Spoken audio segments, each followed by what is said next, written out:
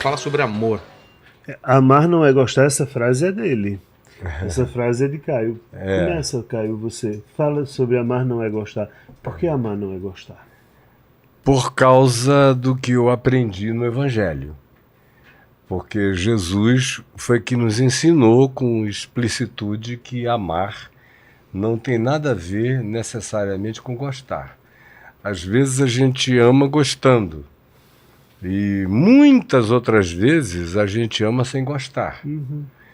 Porque quando ele disse, amai os vossos inimigos e orai pelos que vos perseguem, ele não estava fazendo uma proposta masoquista para ninguém dizer, ai meu Deus, eu adoro ser torturado, maltratado, levar um cacete numa face, virar outra, que o cara me demande a capa, me demande a túnica, me obrigue a andar com ele mais de 1 milha aí, 2, 3, 4.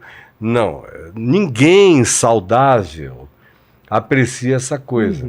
Portanto, e a gente olha para a vida dele, a gente vê aqueles que ele amou, e amou amando, gostando, e aqueles que ele amou desgostando.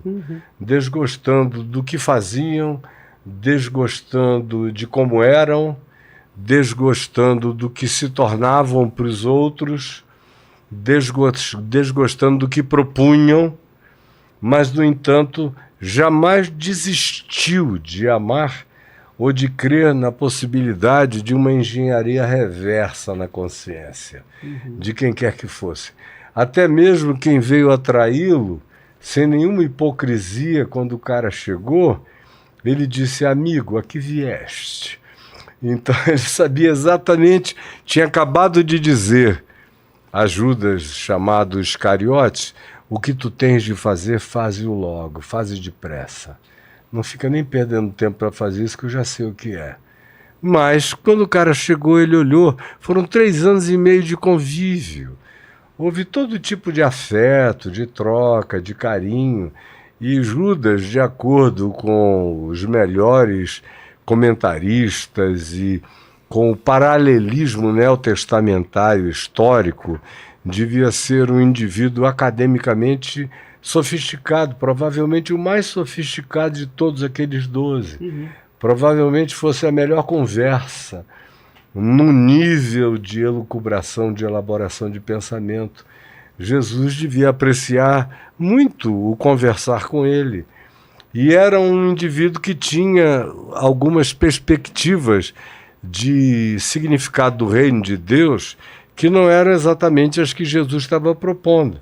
Ele estava muito mais alinhado com a perspectiva de Israel do primeiro século e dos acadêmicos do primeiro século, que esperavam que a chegada do reino de Deus implicasse na derrubada dos romanos, queriam um Messias de natureza política, interventora, dominadora, que desbancasse o Império Romano e coisas que trouxessem uma libertação e uma reinstituição de um reinado messiânico davídico em Jerusalém, o que Jesus desde o início negou que fosse, mas ele o tempo todo esperou que houvesse um pulo do gato, que Jesus estivesse sempre fazendo um postponement daquela realidade do reino de Deus, mas que em algum momento ele virasse o barco e apresentasse o reino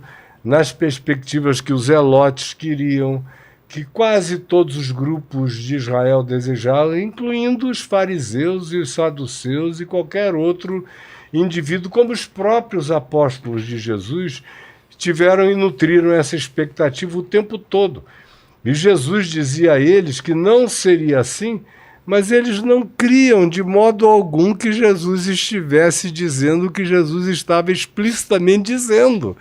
E o tempo todo eles perguntavam, escuta, vai chegar a hora em que tu vais restaurar o reino a Israel? E Jesus dizia, olha, o reino de Deus não vem com visível aparência. O reino de Deus está dentro de vocês. E repetia, e repetia, e recorria, e era algo cuja recorrência você encontra em diversas ocasiões na leitura dos evangelhos.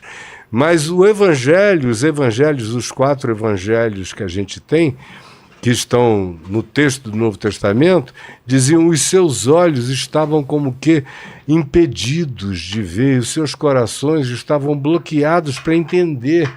Havia uma blindagem cognitiva na mente deles para isso. Então, Judas foi um desses caras, talvez o mais afoito deles todos, em relação a dizer: eu vou forçar a barra, eu vou criar uma circunstância da qual ele não vai poder fugir. Tanto é que naquela última hora, quando Judas vem com a assistência dos capitães do templo e com uma guarda romana para prender Jesus na saída do Getsêmani, e que Pedro pega uma adaga, eles tinham ali 1 ou 2 adagas que eles usavam para cortar madeira, fazer fogo, porque foram 3 anos e meio de acampamento, andando, nem sempre estavam na casa de alguém com tudo arrumado, na maioria das vezes estavam acampando ao ar livre. Então, ele puxa da adaga e corta a orelha de Malco, o servo do sumo sacerdote, Caifás, e Jesus diz: que é isso, Pedro? Aquele que com a espada fere, com a espada será ferido. E cura o servo do sumo sacerdote e acrescenta: porventura não sabeis que, se eu quisesse, eu pediria ao meu Pai e ele enviaria 12, não 12 apóstolos, não 12 furrecas, como vocês aqui com adaguinhas e com esses ódiozinhos pequenos, mas 12 legiões de anjos, aludindo às legiões romanas presentes, 12 legiões de anjos. Então não é esse o caso, mas até a última hora foi assim. E a grande frustração que tomou conta de todos, daí também a negação de Pedro, não só a traição de Judas, é porque até os estertores do processo eles esperavam que Jesus fosse virar a mesa e trazer o que eles aguardavam.